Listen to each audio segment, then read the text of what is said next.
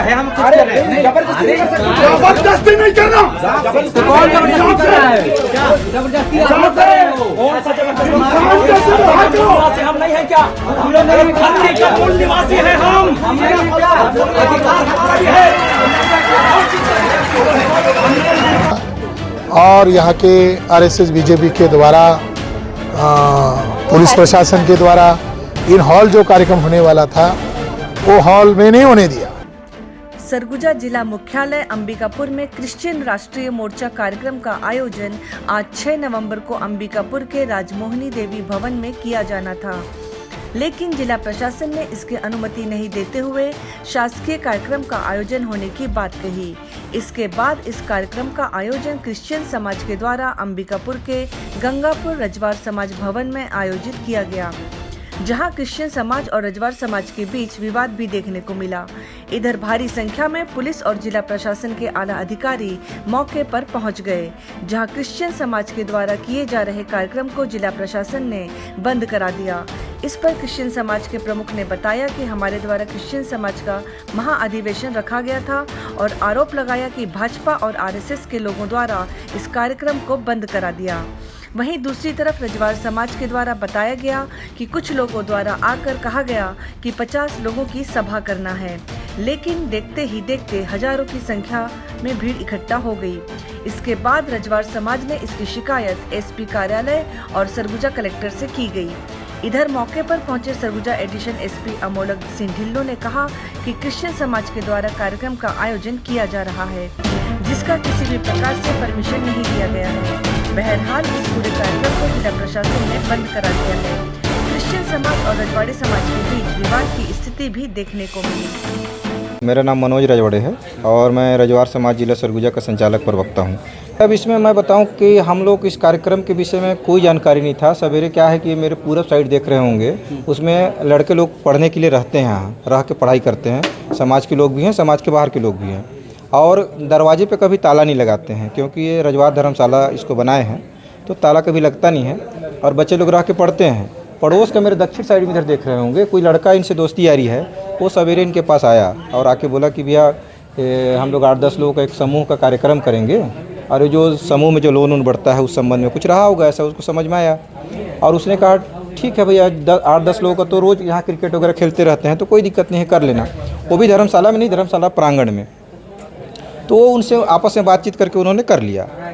हमको लेट सूचना मिला, करीब ये 1:30 से 2 बजे हमको सूचना मिला कि इसमें तो बहुत बड़ा कार्यक्रम हो रहा है, और ये अवगत कराया गया रजवार समाज की जो धर्मशाला में रहते हैं लड़के लोग, वही लोग बोले भैया झूठ बोल के लोग हमसे बात कर लिए और हमसे भी गलती हो गया, इनको बोल दिए, और ये लोग ये बहुत बड़ा संख्या इकट्ठा हो रहा है, करीब अभी 1000 की संख्या इनकी इकट्ठा हो गई है।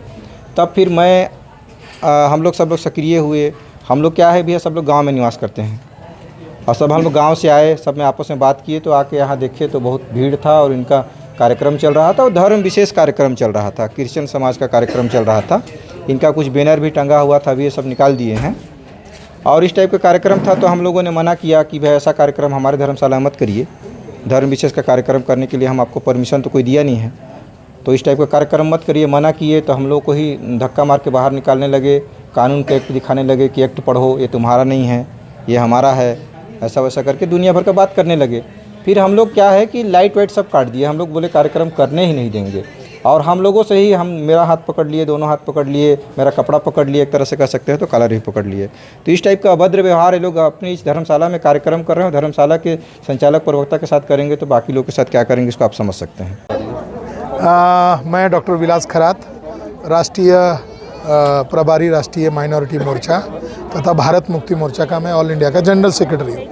आज यहाँ राष्ट्रीय क्रिश्चियन मोर्चा का प्रथम राज्य अधिवेशन था और यहाँ के आरएसएस बीजेपी के द्वारा पुलिस प्रशासन के द्वारा इन हॉल जो कार्यक्रम होने वाला था वो हॉल में नहीं होने दिया। जब यहाँ कार्यक्रम शांतिपूर्ण ढंग से हो रहा था, वो कह रहे परमिशन का है, पुलिस को लिखित में कहा, लिखित में दिया, और यहाँ तक कि वो कहे कि हमारे लोगों को भेजे क्या प्रोटेक्शन के लिए। तो हमने कहा आपकी ज़रूरत नहीं है, हमारे लोग हैं, ऐसे ऐसे लोग हैं। नहीं, बोले वो फॉर्मेलिटी होती है, हम आपके पास भेजते हैं। यानी चोरी छुपके तो कार्यक्रम नहीं किया, उनके लोग भी यहाँ मौजूद थे, मगर हो सकता है पॉलिटिकल प्रेशर बड़े पैमाने पर आया और इस कार्यक्रम का वो विरोध किया। भारत के अंदर SC ST OBC को हिंदू बनाने के लिए ईसाई और अल्पसंख्यक लोगों को टारगेट किया जाता है, ऐसा सब्जेक्ट है।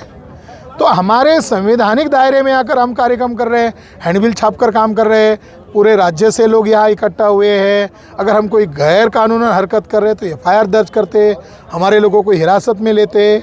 तो ये खुल्लम खुल्ला संविधान पर पाबंदी डालने का मामला है। ऐसी हरकत उन्होंने 2022 को हरियाणा में की थी। तो 6 अक्टूबर 2022 को हम लोग 1 लाख लोगों को नागपुर आने का न्योता दिया था RSS के हेडक्वार्टर को घेरने के लिए। अगर वो संविधान को नहीं मान रहे हैं तो RSS के ऊपर पाबंदी होनी चाहिए। तो हमने 4.5 लाख लोग वहाँ इकट्ठा हुए। तो आज मैंने यहाँ लोगों के मंच बीच में चेयर पर खड़ा होकर ऐलान किया, ये संगठन 32 राज्यों में है, 550 जिलों में, 4,500 तहसीलों में है। तो आने वाले 29 तारीख को छत्तीसगढ़ बंद रहेगा और अगले साल RSS के हेडक्वार्टर पर लाखों की संख्या में हम मोर्चा लेकर जाएंगे।